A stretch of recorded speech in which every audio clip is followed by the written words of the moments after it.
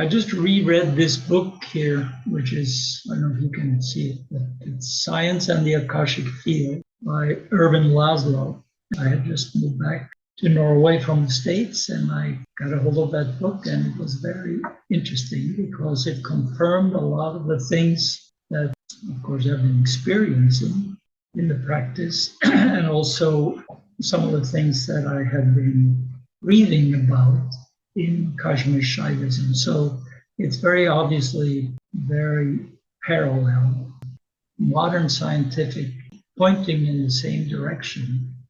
It might be a useful way to get some people turned on to what we are doing, because it really is a paradigm shift in the way of looking at science. The old-fashioned Newtonian way of looking at the world, was totally shattered by the focus on quantum physics and modern cosmology and biology and also consciousness research. So I'm not an expert scientist by any means, so I'm only interested in conveying to you some of my understanding of what the connection is between this Akashic field and what we are experiencing in the practice when we really let go and we don't chase and cling, and we are in that open state, directly connected with the inner self.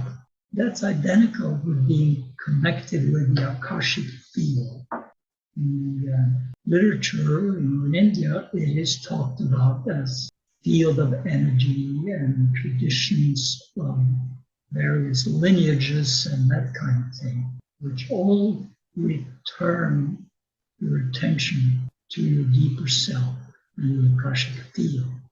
Originally in India, Akasha meant basically the ether, that which underlied all of the manifest world. But in a way, you can think of it as the heart of being, or the core of existence, what existence emanates from and what it returns back into.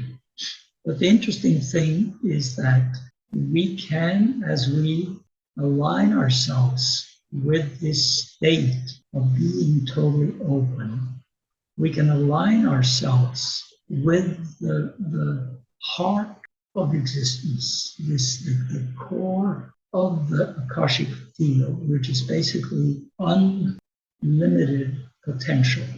The Akashic field has all the information of all time and history recorded in it. So, to the degree that we tune into certain things, we reverberate with that which is already in the field, and we can have interesting experiences of things that don't seem to make a lot of rational sense, but which are glimpses into a deeper state, which can give us useful information.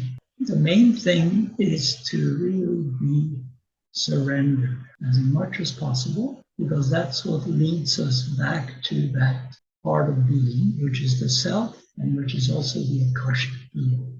In the Indian literature, Tantric literature in particular, it's very clearly stated that from this part of being, or from this deeper self, or from Parashiva, it has many names, from this ultimate, everything unfolds. It starts with vibrations, it starts with a spanda vibration, which is kind of an initial impulse to create, and from that, vibrations mix with my vibrations, and it becomes more and more complicated, way beyond our ability to understand.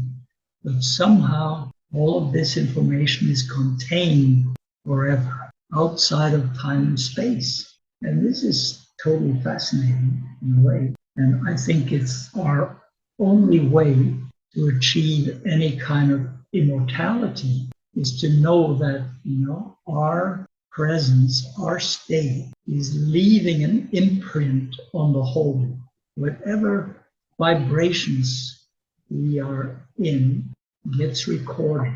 And whatever degree we can manage to go into the deepest part of ourselves, the more we resonate with that, the more we are free of all the karmic stuff that is also recorded in that Akashic field. And, generation upon generations before us have all of these things that they've gone through, and there's nothing to complain about that, other than to say that we want to be free of it. We don't want to be caught in it.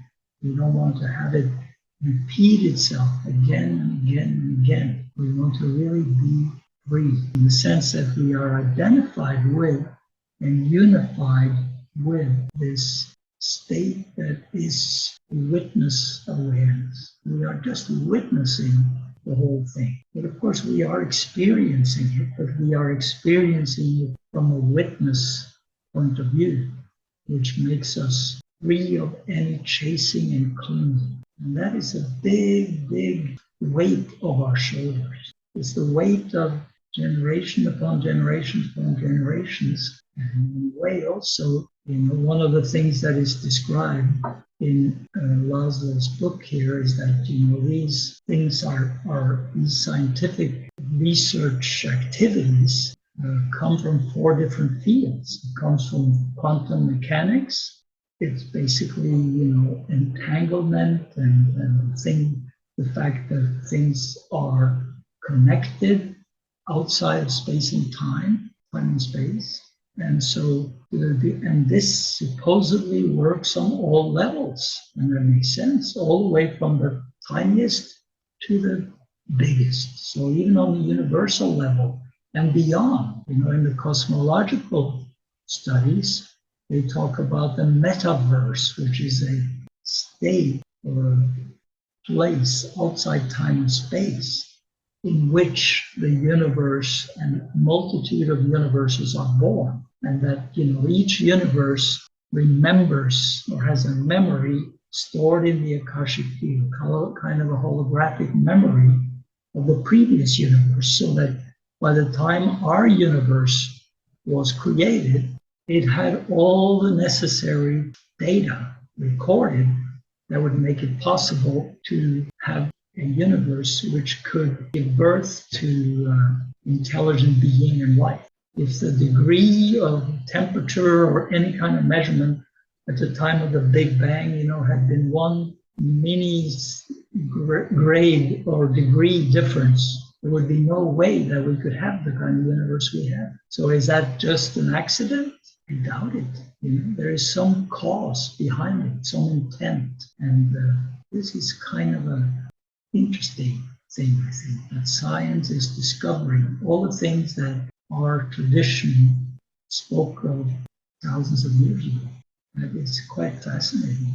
And all the studies that have been done, in consciousness research, the fact that healing works over different space, and that you can have contact with people, and that all these kind of unexpected things happen. But it makes sense if you can think of this Akashic field that has everything stored in a holographic kind of way. So whenever something resonates, boom, you are tuned into that. It's also true of biology. If you look at biology, our individual human body is so coordinated that when one cell is affected, every other cell is affected. And there is a whole, our individual being is a unity, and it is linked with all its environments. This is why we can have this open eyes class, and we are directly linked with each other. And to the degree that we tune into this deeper state, we are in touch with the heart of being, which is this Akashic field, which is pure potential. Everything is pure potential, and you are not really stuck in anything. Anything can happen, anytime.